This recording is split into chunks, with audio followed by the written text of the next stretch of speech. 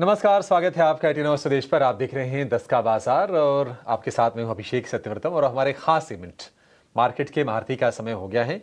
और आज हम देख रहे हैं बाजार में 3 दिनों की लगातार तेजी के बाद गिरावट थोड़ी बढ़ रही है और निफ्टी इस वक्त है 200 अंक नीचे 24,400 के अहम सपोर्ट को निफ्टी ने ब्रेक किया है। और निफ्टी बैंक की अगर हम बात करें तो निफ्टी बैंक की जो गिरावट है रिलेटिवली कम है, 57,000 के लेवल को अभी भी निफ्टी बैंक होल्ड कर रहा है। और उसकी वजह निफ्टी में गिरावट की ज्यादा यह है कि निफ्टी का आईटी इंडेक्स 3.5% टूट गया है। निफ्टी में लगभग 12% के आसपास का वेटेज अकेले आईटी का होता है। तो वहां से बुरी खबरें, एचसीएल टेक के जो नंबर आए बाजार को पसंद नहीं आए क्योंकि उन्होंने गाइडेंस FY27 का काफी ज्यादा वीक दिया है और इसके चलते हो रही है शेयर की पिटाई। निफ्टी आईटी में अगर आप देखेंगे तो 10 में से ओरेकल को छोड़ के सारे शेयर गिर रहे हैं और एचसीएल टेक है लगभग 9.5% नीचे 1300 रुपए के भाव के आसपास आपको कारोबार करता हुआ नजर आएगा। लेकिन बाजार की चिंता और भी है क्योंकि सीज फायर का एक्सटेंशन तो हो गया, लेकिन पूर्ण युद्ध विराम कंप्लीट कह सकते हैं कि युद्ध की समाप्ति ये कब होगी, इसको लेकर अभी भी दुविधा की, संशय की स्थिति बनी हुई है। बाजार की चाल यहां से आगे क्या होगी जरा इसको समझते हैं, क्योंकि जो अर्निंग्स आ रहे हैं ना वो मतलब लार्जली ठीक आ रहे हैं। आईटी में एचसीएल टेक ने तो माहौल खराब किया है, लेकिन उसके पहले हमने देखा कि नेस्ले के नंबर ठीक ठाक आए और एचडीएफसी बैंक या आईसीआईसीआई बैंक के भी नंबर ठीक ठाक ही आए थे। तो अभी तक अर्निंग सीजन बढ़िया बीता है। तो आपकी रणनीति क्या होनी चाहिए यार, इसको समझ लेते हैं। हमारे साथ जुड़ गए हैं एक बहुत ही खास मेहमान, आज दुबई से हमारे साथ हैं गोल्डीलॉक्स ग्लोबल के फाउंडर गौतम शाह। गौतम भाई, बहुत शुक्रिया आपका समय देने के लिए। स्वागत है आपका 18 आवर्स स्वदेश पर। अनिश्चितताएं अभी भी हैं और बाजार उन अनिश्चितताओं को थोड़ा सा पीछे छोड़कर आगे बढ़ने की कोशिश कर रहा था। आज आईटी ने स्पॉल स्पोर्ट किया है। आपका व्यू क्या है सर मार्केट को लेकर? क्या आपको लगता है कि जो 2.5-3% के आसपास की जो दूरी रह गई है प्री वॉर लेवल से, बाजार उसकी दिशा में आगे बढ़ रहा है? Good morning. देखिए, अगर जियोपॉलिटिक्स की बात करें तो और वर्ल्ड मार्केट्स को इस लेवल्स पे देखें तो ऐसे लगता है कि दुनिया में कुछ हुआ ही नहीं है, क्योंकि यूएस मार्केट लाइफ टाइम हाइस पे चल रहा है। S&P 500 7,100 के लेवल्स पे चल रहा है, जो एक लाइफ टाइम हाई है। और ओवरऑल बेसिस में वर्ल्ड मार्केट्स में 15% की एवरेज रिकवरी रही है, उसमें निफ्टी में समझिए 11-12% का रिकवरी रहा है। आई थिंक ये काफी बड़ा मूव था। 24,600 हमारा एक वर्किंग टारगेट था, जो आई थिंक आज सुबह हम वो लेवल टेस्ट किए हैं और इंपॉर्टेंट लेवल है, क्योंकि बजट के दिन का जो लो था वो भी 24,600 के आसपास था। सो एक इंपॉर्टेंट साइकोलॉजिकल लेवल है, सप्लाई पॉइंट है। मार्केट वैसे भी थोड़ा सा ओवरबॉट था और देयरफॉर कुछ पुल बैक तो हमें लग ही रहा था, जो आज हो रहा है, and I think it's very healthy. But आज भी अगर आप देखें तो निफ्टी डाउन है बिकॉज ऑफ आईटी, बट अगर आप स्मॉल कैप इंडेक्स को देखें तो if I am not wrong वो अभी भी ग्रीन में है। तो आई थिंक ओवरऑल मार्केट का स्ट्रक्चर काफी अच्छा है। Geopolitics is largely in the price. Market को इंटेंसिटी ऑफ जियोपॉलिटिक सिचुएशन से मतलब है और मार्केट को लगता है कि वो जो इंटेंसिटी है वो धीरे धीरे कम ही हो रही है। इसके कारण वर्ल्ड मार्केट्स और इंडियन मार्केट्स अच्छा कर रहे हैं। अब इंडिया का जो लोकल इश्यूज है वो आई थिंक अर्निंग सीजन में देखा जाएगा। जैसे आपने कहा आईटी तो पार्टिसिपेट ही नहीं किया पिछले 10 दिन में। अगर आप नोटिस किए होंगे आईटी इंडेक्स चला ही नहीं, और आज जब खराब थोड़ी सी न्यूज आई है तो आईटी इंडेक्स पूरे मार्केट को नीचे ले जा रहा है। बट ओवरऑल मार्केट स्ट्रक्चर अच्छा है। निफ्टी में जो होना था मेरे हिसाब से एक बार हो गया है, अब वो एक रेंज में रहेगा। नीचे में 24,080 और 23,800 बट सपोर्ट्स है, वहां तक हो सकता है इस पुल बैक में हम चले जाएं। और ऊपर में जब तक हम 24,600 के ऊपर नहीं जाते हैं तब हम ऊपर की तरफ एक्सटेंशन नहीं देखेंगे। बट हमारा व्यू बहुत क्लियर है, निफ्टी और टॉप 100 में ज्यादा फोकस मत कीजिए, वहां पर रिटर्न्स नहीं बनेंगे। Overall headline indexes range bound रहेंगे और स्मॉल कैप, माइक्रो कैप और मिड कैप वो सेक्टर्स काफी अच्छा करेंगे। और मुझे लगता है कि पूरे साल वहां पर हम आउट परफॉर्मेंस देखेंगे, तो वहां पर ही कमिटमेंट्स बना के रखनी चाहिए। ठीक है, तो निफ्टी के जो स्मॉल कैप इंडेक्स है लगभग 0.5% ऊपर है और अगर हम माइक्रो कैप 250 इंडेक्स की बात करें तो उसमें लगभग 0.6% के आसपास की तेजी है। और गौतम भाई का भी ये कहना है कि आप ना निफ्टी 100 से थोड़ा बाहर निकलिए, वहां पर आपके लिए मौके बनते हुए दिखाई देंगे। गौतम भाई, आईटी को लेकर आपसे व्यू जरूर चाहेंगे, क्योंकि बहुत सारे लोग ये कह रहे हैं कि देखिए एआई को लेकर चर्चाएं ज्यादा है, इंपैक्ट कम है। लेकिन अगर हम एआई से थोड़ा सा आगे भी हट के अगर हम बात करें तो ये ग्रोथ वाली प्रॉब्लम तो पुरानी है। ये एंथ्रोपिक के एआई टूल्स के प्लगइन्स की तो चर्चा हमने लास्ट क्वार्टर में सुनी है और लगातार हम देख रहे हैं कि मार्जिन कहीं ना कहीं मतलब एक्सपेंड हो नहीं पा रहा है और आय के ऊपर प्रेशर बना हुआ है। आपकी राय क्या होगी आईटी को लेकर? क्या बिल्कुल किनारे कर लें या फिर आप कुछ सिल्वर लाइनिंग देखना चाह रहे हैं? नहीं, सिल्वर लाइनिंग कुछ नहीं है। इनफैक्ट मैं पिछले 6-8 महीने से बेरिश हूँ और मैंने अपने सारे रिपोर्ट्स में हमने गोल्डीलॉक्स पे कहा था कि इस सेक्टर से दूर रहनी चाहिए। सेक्टर में 30-35% का फॉल आया है। रिलेटिव स्ट्रेंथ चार्ट्स काफी खराब है। अगर आप एक सिंपल टेक्निकल एनालिसिस भी फॉलो करते हैं तो आप आईटी से दूर रहे होंगे पिछले 6 महीनों में। और क्योंकि अच्छे बाजार में भी आईटी चल नहीं पाया पिछले 3 हफ्तों में, जिस तरह से मार्केट में स्ट्रेंथ है उसके बाद भी आईटी में जिस तरह का रिलेटिव वीकनेस है, I think it is very concerning. और मेरा मानना है कि मार्केट इज द बेस्ट जज। अब एआई का डिबेट तो देखिए रोज लोग, हजारों लोग, लाखों लोग कर रहे हैं अभी इंडियन मार्केट्स में और वर्ल्ड मार्केट्स में। मेरा मानना है कि मार्केट समझता है कि AI is definitely a disruptor for the IT industry, और इसीलिए एब्सोल्यूट टर्म्स और रिलेटिव टर्म्स में ये इंडेक्स ज्यादा कुछ कर नहीं पाया। 28,400 इसका इंपॉर्टेंट सपोर्ट था। आई थिंक हम वहां से बाउंस किए थे, अब आई थिंक उसके आसपास वापस आ गए हैं, और अगर ये लेवल ब्रेक करता है तो 26,000 तक हम जा सकते हैं। तो एक ऐसा मार्केट का एनवायरनमेंट है जहां कुछ पॉकेट्स अच्छा कर रहे हैं। आप मेटल्स को देखिए, लाइफ टाइम हाइस पे चल रहे हैं। अगर आप आईटी को देखिए, मल्टी मंथ लोस पे चल रहे हैं। तो उन सेक्टर्स में रहिए जहां पर स्ट्रेंथ है, जहां पर मोमेंटम है और जहां पर फंडामेंटल टेलविंड है, जो आईटी में और एफएमसीजी में मुझे लगता है कि नहीं है। तो वहां से दूर रहना चाहिए। गौतम भाई, मैं आपसे ये भी जानना चाहता हूं कि आप दुबई में बैठे हैं और महीने भर पहले थोड़ी स्थितियां चिंताजनक थीं, क्योंकि उन सारे देशों को ईरान निशाना बना रहा था जो कहीं ना कहीं अमेरिका का सहयोग करते हैं। अभी परिस्थिति किस तरह की है? आपको लगता है कि अब ये सिर्फ ईरान और अमेरिका के बीच का मामला रह गया है, या फिर अभी सप्लाई चेन या फिर जो रोजमर्रा की जो जिंदगी है उस पर प्रभाव आप देख रहे हैं? देखिए, ये कोई वॉर का कोई वर्डिक्ट तो अभी तक हुआ नहीं है। I mean let's be honest. तो इसके कारण मुझे लगता है कि जियोपॉलिटिकल टेंशंस तो रहेगी।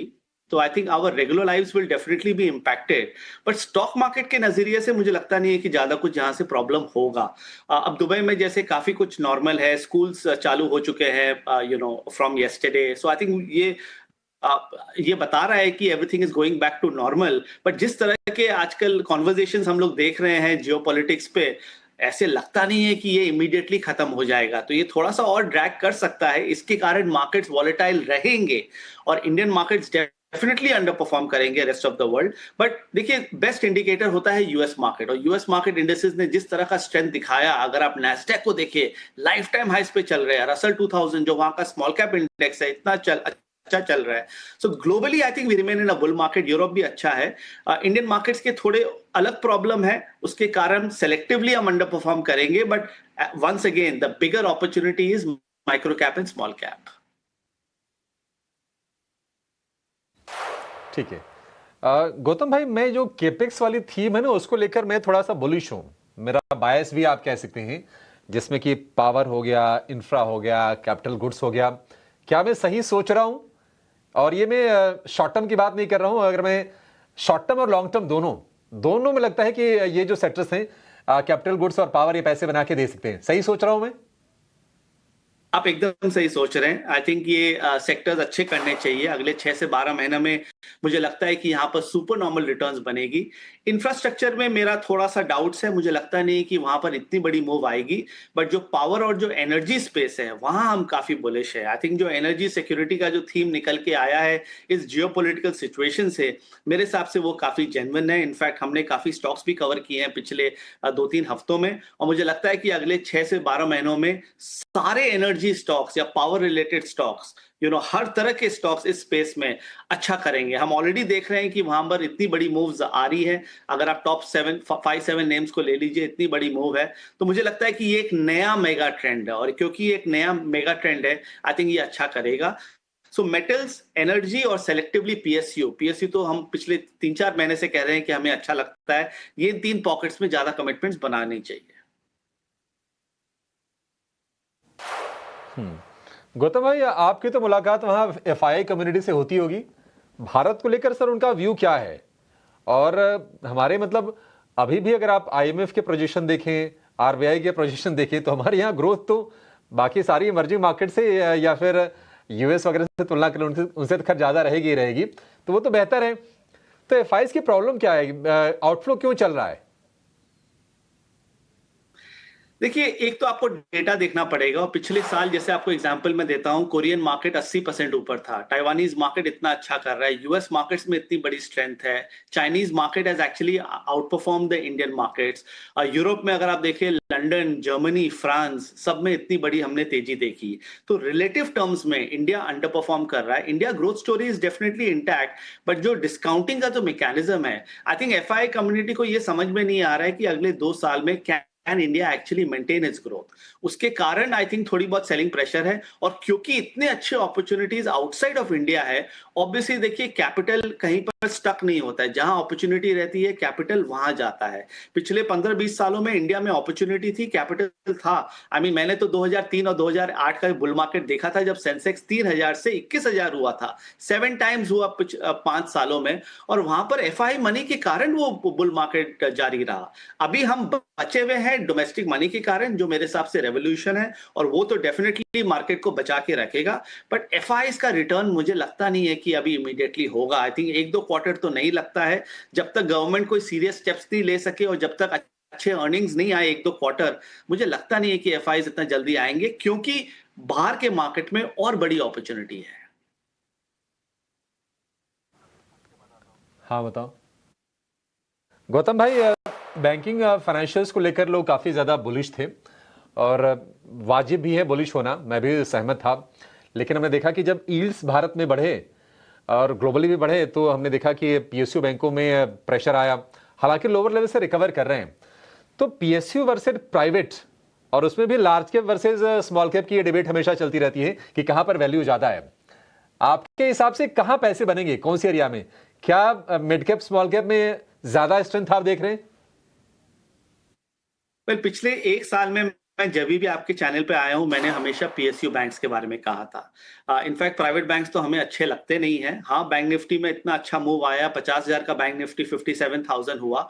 बट अगर आप HDFC bank, ICICI bank, Kotak, IndusInd bank को अगर आप देखें, इन स्टॉक्स ने एक्चुअली कोई ओवरऑल बेसिस पर रिटर्न दिया नहीं है। In fact they have actually under perform the headline indices, and they have also under perform the small caps and the micro caps.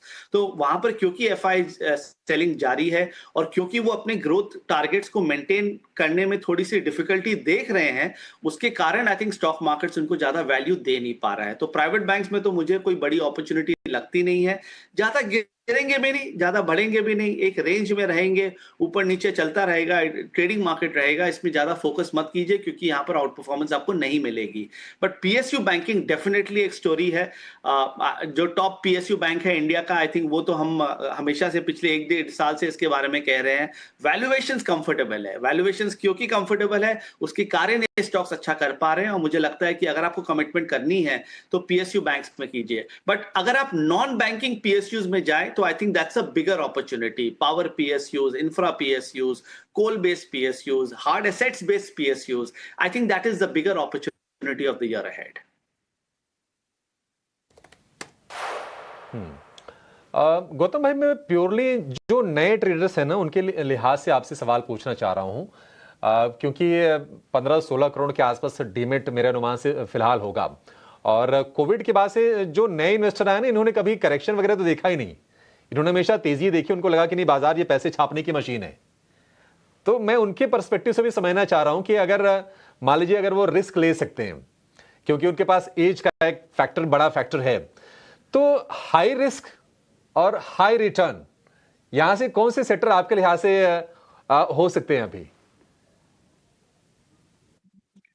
देखिए, हाई रिस्क में जाना ही नहीं है। अभी जिस तरह की मार्केट का एनवायरनमेंट है, आपको तो अपने विकेट बचा के रखना है। इस मार्केट में सर्वाइवल इज मोस्ट इंपॉर्टेंट। पिछले 2 महीने में अगर आप अच्छे शेयर में रहे होंगे तो आप सर्वाइव किए हैं। बट कितने शेयर्स हैं जो 50, 60, 70% गिर गए हैं, जो स्टोरी बेस्ड थे, नैरेटिव बेस्ड थे।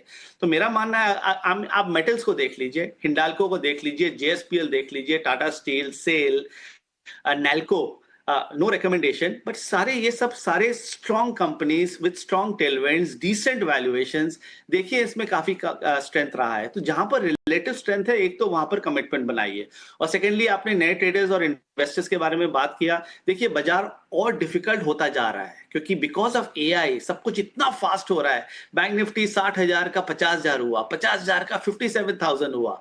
जब तक आप सब कुछ सोचते हैं, एनालाइज करते हैं और मार्केट में आते हैं, तब तक तो मूव हो जाता है। तो I think you need somebody who can help you understand charts better, और उसके बेसिस पे you can be ahead of the curve. Otherwise ये मार्केट बहुत डिफिकल्ट होते जा रहा है। मैं इस बाजार में 21 साल से हूं, तो पहले का जो जमाना था जहां पर धीरे धीरे मार्केट में ट्रेंड्स बनते थे, अब वो जमाना बदल गया है। तो अच्छे कंपनीज में ट्रेड कीजिए, लॉन्ग टर्म इन्वेस्टिंग थोड़ा सा सोचिए और स्विंग ट्रेडिंग में रहिए। जो इंट्राडे ट्रेडिंग का जो एक माहौल है, जो बिजनेस है, वो और डिफिकल्ट होता चला जाएगा, ये मेरा मानना है।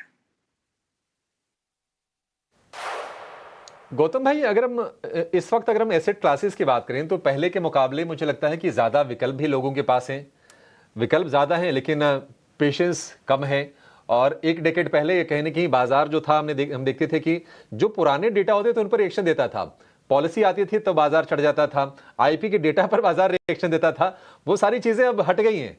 अब बाजार कहने की आगे देखना चाहता है और लोगों का पेशेंस बहुत कम है। हम बात तो करते हैं कि नहीं 5 साल 10 साल आप होल्ड कर लीजिए, लेकिन मुझे लगता नहीं कि कोई इस पर अमल करता होगा।